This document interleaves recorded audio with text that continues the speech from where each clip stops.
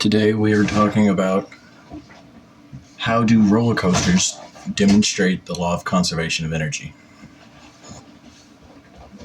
When I look at physics, I see a lot of math that doesn't make sense, but it works and it's right.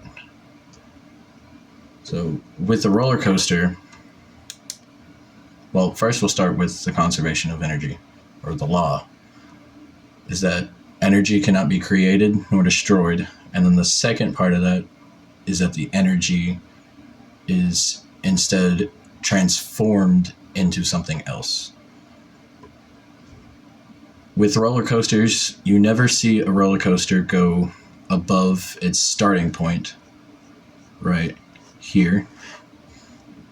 This will be the highest point of its gravitational potential energy. When going down a hill, and at the very bottom, this will be the point of where its kinetic energy is the highest. And you go back up to the second hill, which is then going to be the second highest potential energy, or the new highest potential energy that a roller coaster will have.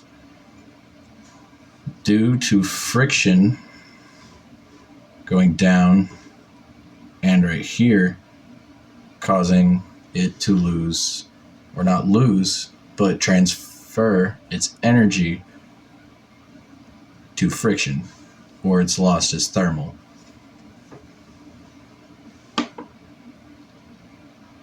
The reason that it loses its energy is because thermal. It doesn't really lose it.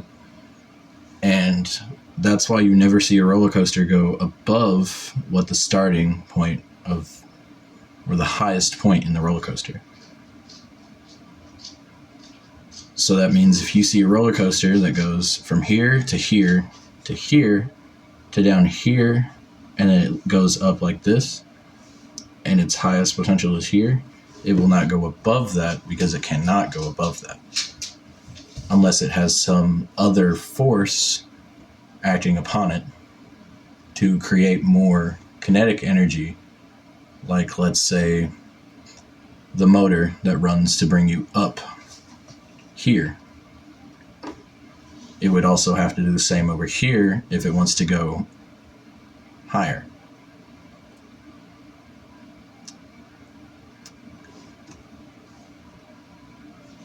So let's say this is 20 feet.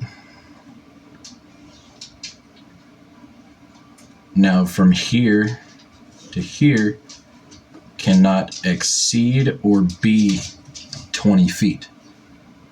I would say in relatively it would have to be 15 for it to even make it up the hill and over here. And then the fact that this next hill cannot go above it or right on it, that means the next hill for this one cannot go above it or on it as well.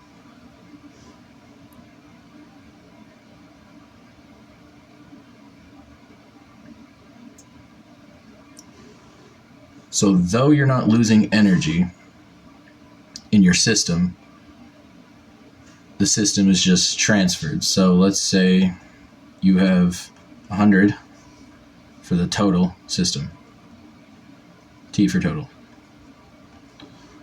Now this will be 100 GPE for gravitational potential. Now we go down the hill and we're now here. Your total energy is still 100, but your gravitational is 0.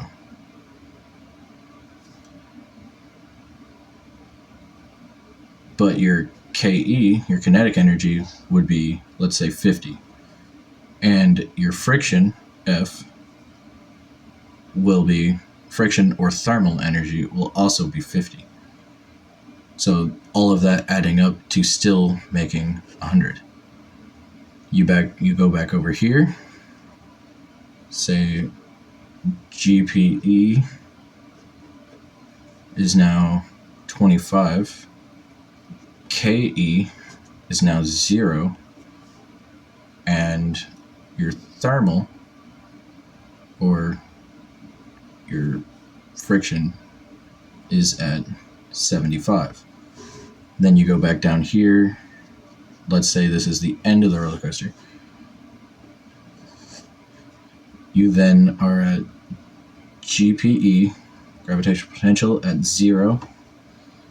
Your KE is at 0, and your thermal is at 100. So your total system is still 100. All the energy in the system will not be lost, but will be transformed into another energy. And I'm not accounting for sound or light or anything like that, just potential, kinetic, and friction. And roller coasters are great examples to how to demonstrate the law of conservation of energy. This ends my video.